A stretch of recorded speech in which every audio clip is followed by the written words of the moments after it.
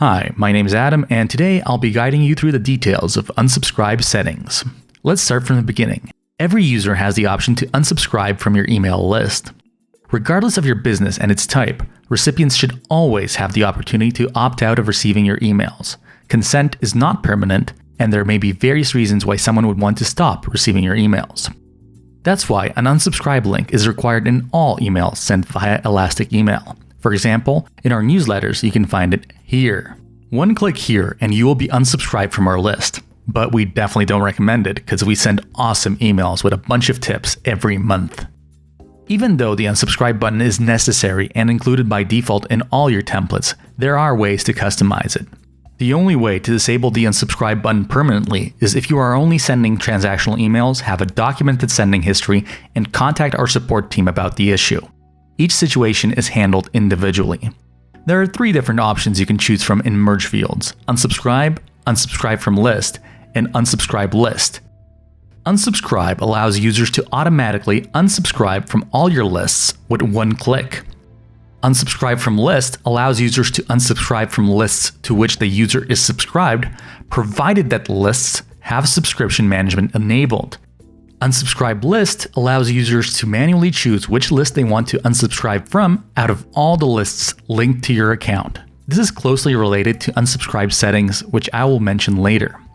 You can also integrate the unsubscribe link with a third-party connector. However, it is still required to redirect unsubscribes through Elastic Email. Alternatively, you can embed your unsubscribe link in our merge field with A, as shown here. Let's go to the settings area to explore all the available customization options. First of all, you can enable the list unsubscribe header, allowing users to unsubscribe without even opening the email. Here's how it looks in practice, and it's recommended to use, especially for marketing emails.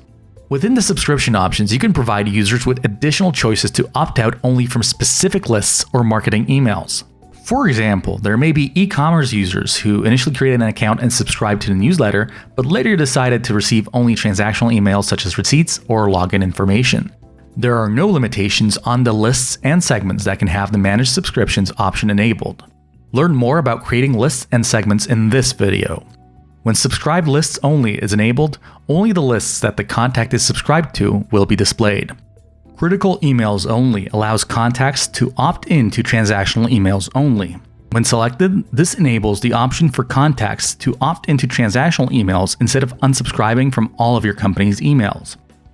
To send transactional emails, you need to include transactional in the API call header or add a header in the SMTP relay is transactional with the value set to true. Learn more about sending transactional emails via Email API here.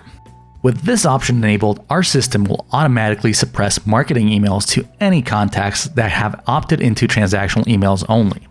According to your privacy policy, you also have the option to let users opt out of tracking events such as opens and clicks.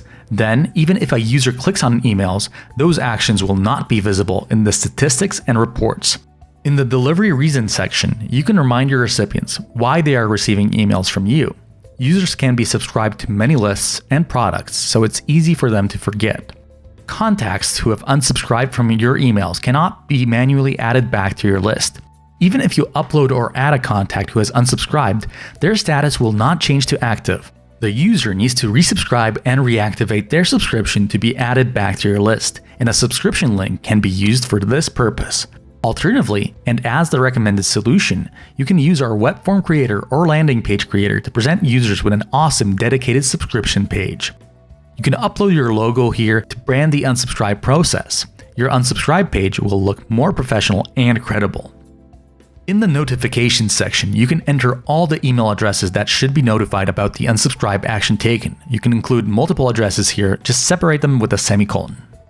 In the contacts section, you'll find the unsubscribed category. Here you can access detailed information about the methods and reasons recipients have unsubscribed with. There are 5 different reasons why people might unsubscribe. The unsubscribe page and unsubscribe header were described earlier. If you use a third-party integration to manage contacts, you may also see that the recipients unsubscribe via a third-party link. If you manually change a user status, it will be updated accordingly as removed manually.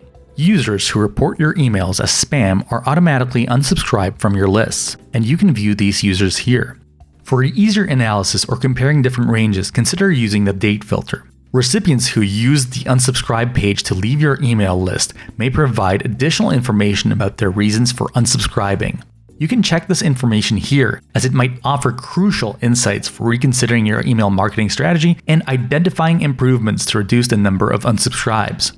You can export a log of all your unsubscribed contacts and filter it by status, date, and the feedback customers left when they unsubscribed. And that's all I wanted to share on the topic of unsubscribing. If you have any other questions about this option or any other Elastic email feature, don't hesitate to contact our customer support team.